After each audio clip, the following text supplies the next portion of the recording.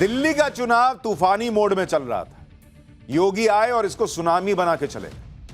जब से योगी आदित्यनाथ दिल्ली के चुनाव में कूदे हैं, तब से बवाल ही बवाल मचा हुआ है।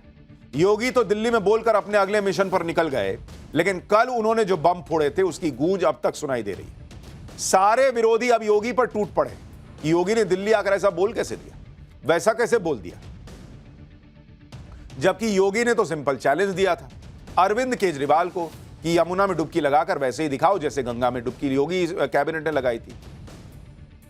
लेकिन उनके इस बयान के बाद तूफान आ गया। क्या अरविंद केजरीवाल के लोग, क्या कांग्रेस के लोग, क्या अखिलेश यादव, क्या कन्हैया कुमार, सब योगी को टारगेट करने पर आ गए। हालांकि इससे एक चीज तो यह हुई कि जो बीजेपी पूरे चुनाव में अरविंद केजरीवाल के नैरेटिव के पीछे भाग रही थी, वो बीजेपी अब आगे हो गई है और आम आदमी पार्टी और कांग्रेस उसके नैरेटिव के पीछे भाग रही है। योगी आदित्यनाथ ने एक ही दिन में दिल्ली में कैसे माहौल बदल दिया, आप खुद देखिए। योगी के हमलों से आम आदमी पार्टी और कांग्रेस में खलबली मच गई। आम आदमी पार्टी तो खासकर योगी को घेरने की कोशिश कर रही है।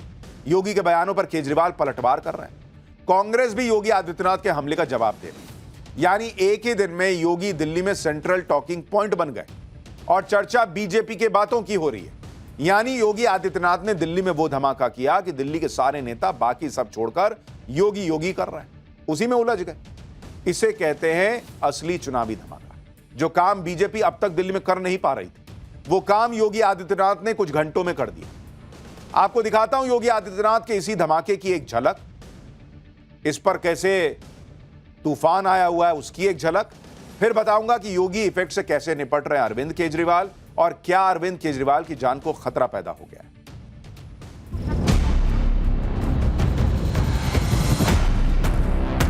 अरविंद केजरीवाल जी से मैं पूछना चाहता हूं, क्या यमुना जी में वह भी अपने मंत्रियों के साथ जाकर के स्नान कर सकते हैं क्या? झूठ बोलने की एटीएम मशीन से मुक्ति पाएंगे तो मेरे साथ बोलेंगे जय श्री राम।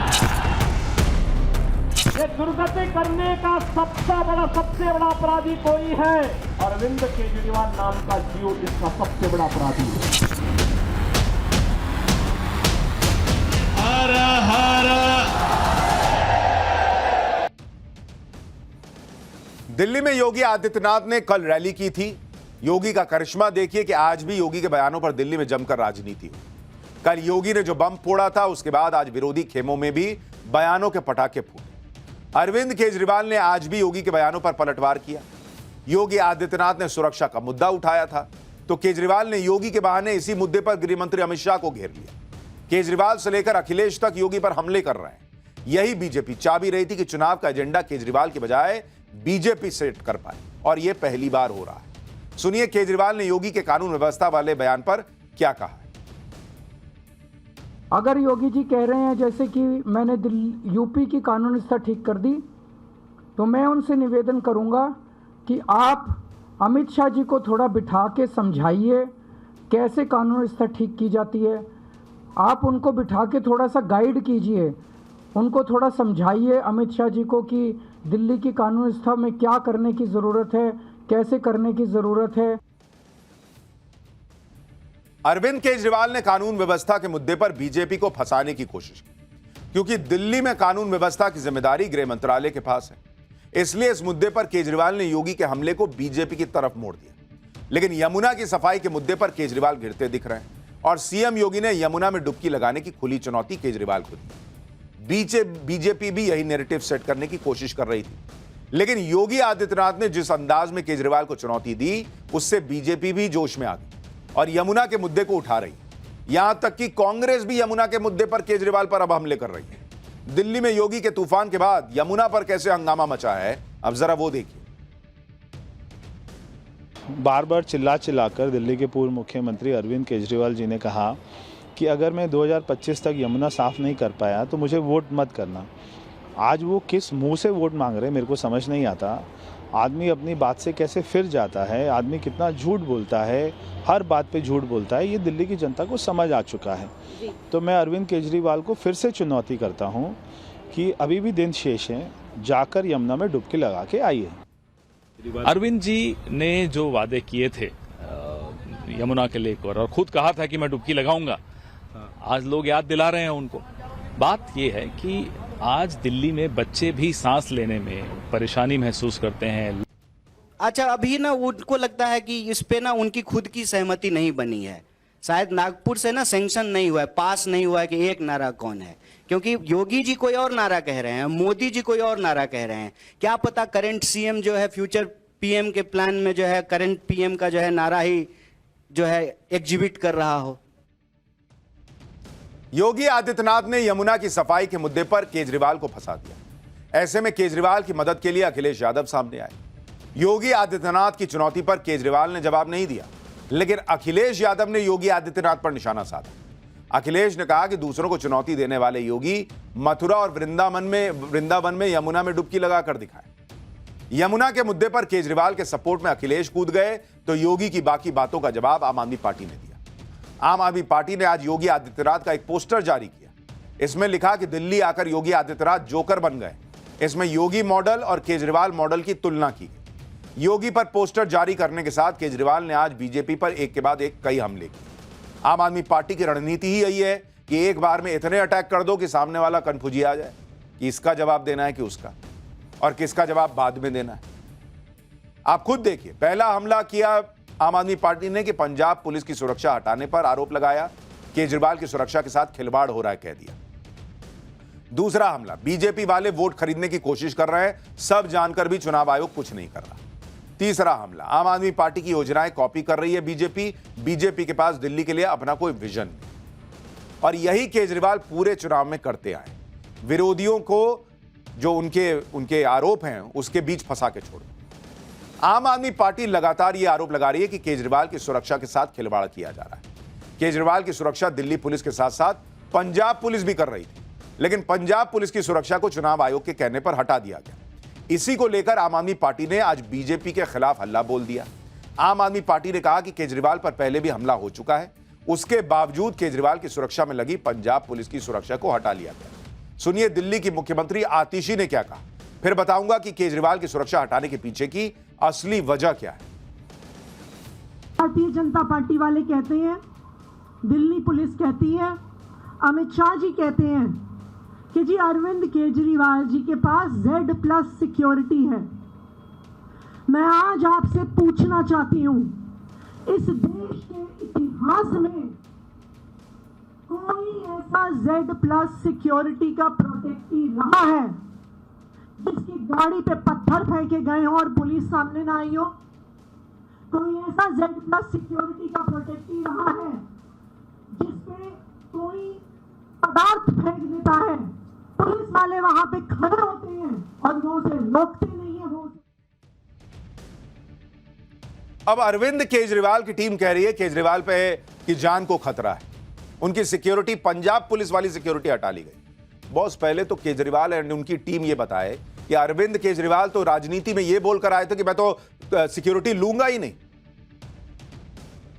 तब उनको समझ में नहीं आ रहा था कि भाई सिक्योरिटी की जरूरत पड़ेगी या नहीं पड़ेगी। आज उनको इतनी सिक्योरिटी की जरूरत पड़ गई कि Z+ कैटेगरी की सुरक्षा होने के बाद उनको पंजाब की भी सुरक्षा चाहिए।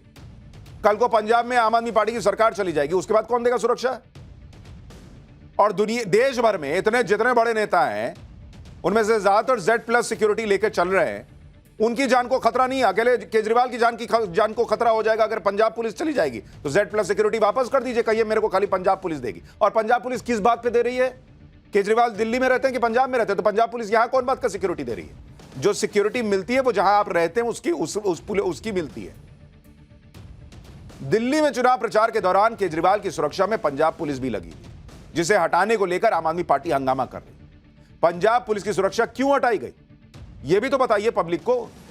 दिल्ली पुलिस के मुताबिक अरविंद केजरीवाल को गृह मंत्रालय से Z कैटेगरी की सुरक्षा मिली हुई थी, लेकिन खतरे को देखते हुए दिल्ली पुलिस ने ऑलरेडी उसे Z+ की श्रेणी को सुरक्षा कर दी। Z+ कैटेगरी में 55 से 60 जवान प्रोटेक्टी की 24 घंटे सुरक्षा करते हैं। Z+ कैटेगरी की सुरक्षा होने पर अन्य राज्य की सरकार 72 घंटे की सुरक्षा दे सकती है। गृह मंत्रालय के नियम के मुताबिक 72 घंटे के बाद दूसरे राज्य की सुरक्षा वापस हो जाती है। फिर भी कोई व्यक्ति दूसरे राज्य की पुलिस से सुरक्षा लेता है तो उसे सुरक्षा के लिए भुगतान करना होता है। दिल्ली पुलिस के मुताबिक गृह मंत्रालय के नियमों के मुताबिक ही पंजाब पुलिस की सुरक्षा हटाई गई। केजरीवाल ने अपनी सुरक्षा हटाए जाने पर कहा कि सुरक्षा के मुद्दे पर राजनीति नहीं होनी चाहिए। सुनिए एक बार। ये प्योर और शुद्ध राजनीति है और मुझे खेद है कि सुरक्षा, पर्सनल व्यक्तिगत सुरक्षा को राजनीति के हवाले कर दिया गया है। कम से कम सेफ्टी एंड सिक्योरिटी पे राजनीति नहीं होनी चाहिए। सिक्योरिटी के मुद्दे पर आम आदमी पार्टी ने आरोप लगाए। केजरीवाल ने सिंपैथी लेने की कोशिश की तो बीजेपी ने केजरीवाल को उनके पुराने वादे याद दिलाए। बीजेपी ने कहा कि आज केजरीवाल दो राज्यों की सुरक्षा ले रहे हैं, जबकि पहले केजरीवाल दावा करते थे कि वो कभी सिक्योरिटी लेंगे ही नहीं। सिक्योरिटी पे राजनीति नहीं होनी चाहिए तो बॉस आप तो खुद ही राजनीति करते हुए लाए थे सिक्योरिटी को मुद्दे के तौर पर कि सिक्योरिटी लूंगा ही नहीं। बीजेपी नेता अनुराग ठाकुर ने क्या कहा, एक बार वो भी सुनिए। क्या ये सत्ता का दुरुपयोग नहीं, बगैर किसी पद पे रहे हुए इतनी ज्यादा सिक्योरिटी, क्या ये सही है? सवाल ये खड़ा होता है कि जो व्यक्ति कल तक कहता था मैं बड़ी गाड़ी, बड़ा घर और मैं सिक्योरिटी नहीं लूंगा, आज 8 बंगले तोड़वा के शीश महल बनाता है, एक राज्य नहीं 2 राज्यों की सिक्योरिटी लेता है, 60 लोग लेके चलता है, और तीसरा वो सब बातें करता है जो कभी कहीं नहीं थी। यानी केजरीवाल ने कानून व्यवस्था और सुरक्षा दोनों ही मुद्दे पर बीजेपी को घेरने की कोशिश की। केजरीवाल के इस हमले पर बीजेपी जवाब देती, उससे पहले ही केजरीवाल ने एक और हमला कर दिया। भाई वो तो एक साथ फेंकते हैं ना। केजरीवाल ने बीजेपी पर वोट खरीदने का भी आरोप लगा दिया। केजरीवाल ने कहा कि दिल्ली में पुलिस की मौजूदगी में खुलेआम पैसे बांटे जा रहे हैं। केजरीवाल ने कहा कि बीजेपी वाले पैसा बांटकर लोगों को कसम दिला रहे हैं कि बीजेपी को वोट देना। सुनिए इस पर केजरीवाल क्या बोले। मुझे पता चला कि जब आप में से कुछ लोग उन लोगों के घर पैसे लेने गए तो उन्होंने कसम खिलाई, आपको बच्चों की कसम खिलाई, किसी को भगवान की कसम खिलाई, अलग अलग कसम खिलाई। उस कसम की चिंता मत करना, वो कसम का कोई मतलब नहीं है। कसम का तब मतलब होता है जब किसी पवित्र काम के लिए या किसी ईमानदारी के काम के लिए कसम खाई जाए। अगर आप किसी बेईमान से पैसा ले रहे हो और वो आपको कसम खिला रहा है, वो कसम नहीं लगती, वो झूठी कसम है। मैं भी हनुमान जी के मंदिर जाता हूँ हर मंगलवार को। अगले मंगलवार को जब जाऊँगा मैं मंदिर, तो मैं आपके लिए हनुमान जी से कहूँगा कि मेरे लोगों ने को जो ज़बरदस्ती कस्में खिलाई गई हैं वो कस्में उनके ऊपर नहीं लगनी चाहिए, और भगवान जी मेरी सुनते हैं। कसम खाकर उसे मानना नहीं है, यह कौन बेहतर जान सकता है केजरीवाल से ज्यादा। लेकिन सवाल तो इस बात का भी है, केजरीवाल को यह सब बता कौन रहा है कि बीजेपी पैसा बांट रही है, कसम खिला रही है। कोई वीडियो जारी कर देना बॉस कि पैसा दे रही है और कसम खिला रही है। आतिशी को अरेस्ट करने वाले हैं, सौरभ भारद्वाज को अरेस्ट करने वाले हैं। कितने दिन पहले बोले थे, हुए दोनों अरेस्ट। अरविंद केजरीवाल इस पूरे चुनाव में लगातार जो बोल रहे हैं वो नहीं हो रहा है।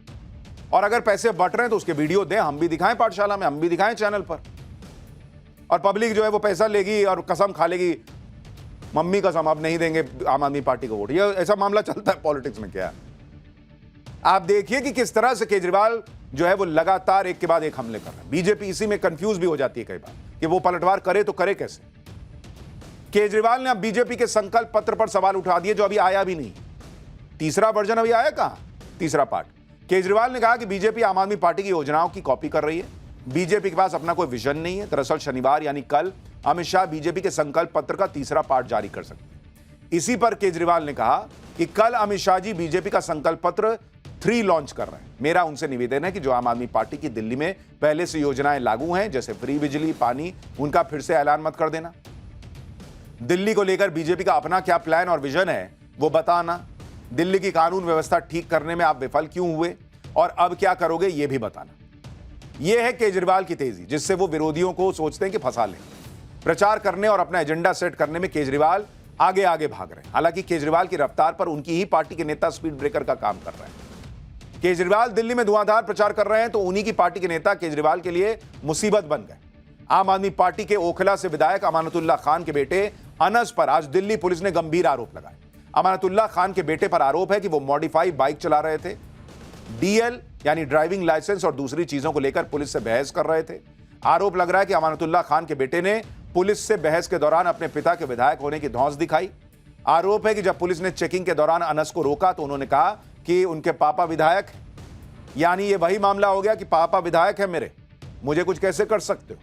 आप खुद देखिए कि अमानतुल्लाह खान के बेटे और पुलिस में किस तरह से बहस हुई थी। फिर बताता हूं कि अमानतुल्लाह खान के बेटे ने कैसे केजरीवाल के लिए मुश्किलें खड़ी कर दी। एक्ट के तहत आप मेरे को गिरफ्तार कर रहे हो, मेरे को गिरफ्तार कर रहे हो, मोटर व्हीकल एक्ट के तहत मेरे को गिरफ्तार कर रहे हो। ये बताओ, चालान करूंगा मोटर व्हीकल चालान के खिलाफ आप मेरे को गिरफ्तार, मैं कह रहा हूँ मैं नहीं जाऊंगा। मत जाओ, नहीं जा रहे ना, नहीं जा रहे ना, ठीक है, बाइक ले जा रहा हूँ, बाइक ले चल भाई, बाइक ले तो चल। आप मेरे को पहले यहीं पे मेरे को एक रिसीविंग दो। मैं SHO साहब, वीडियो बनाओ SHO साहब की, बना ले, SHO साहब बताओ तू चल कि लेना, मैं अपनी लाइबिलिटी भाई, आप मेरी बोलो। हाँ मैं बना रहा हूँ वीडियो, तू लेके आप मेरे को ही बोलो, मैं अपनी लाइबिलिटी पे ये बाइक सीज कर रहा हूँ। मैं सीज कर रहा हूँ, मैं सीज करूँगा, सीज वहाँ पर चल, सीज मैं सीज करके मैं दूंगा, मैं करूँगा ना सीज, बस चलो। इस बहसबाजी के बाद अमानतुल्लाह खान के बेटे बाइक छोड़कर चले गए, जिसके बाद पुलिस ने बाइक को जब्त कर लिया और 25,000 रुपए का चालान ठोक दिया। पुलिस ने मोटर व्हीकल एक्ट की कई धाराओं के तहत चालान काटा है। एक रिपोर्ट देखिए, फिर बताता हूं कि अमानतुल्लाह खान के बेटे की दबंगई पर बीजेपी और कांग्रेस ने कैसे केजरीवाल को घेर लिया है। जब पुलिस 26 जनवरी के जो सुरक्षा है उसको लेकर पेट्रोलिंग कर रही थी और जब ये बाइक वहां से गुजरी तो नफीस रोड पर इस बाइक को रोका गया। इस बाइक पे 2 लोग सवार थे, एक अमानतुल्लाह खान के बेटे थे जो आगे सीट पर बैठकर इसे चला रहे थे और पीछे एक शख्स बैठा हुआ था।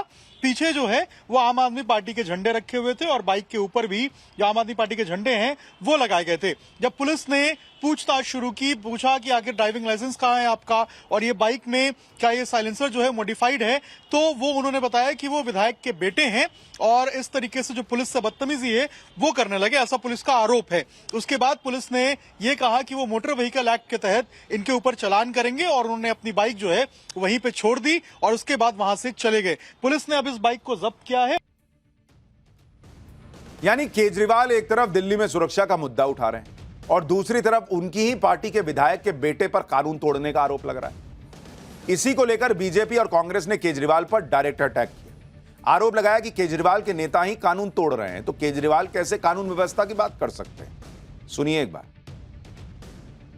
जहां एक और फटा सिलेंसर हो या बाकी हो या बगैर हेलमेट की बाइक चलानी हो और ऊपर से पुलिस वालों को धमकाना, डराना हो, तो ये अपने आप में दिखाता है कि गुंडागर्दी करने का काम भी करते हैं। आखिरकार क्या दिल्ली वालों के खिलाफ काम करने का और दबंगई करने का, गुंडागर्दी करने का ये ठेका आम आदमी पार्टी ने ले रखा है।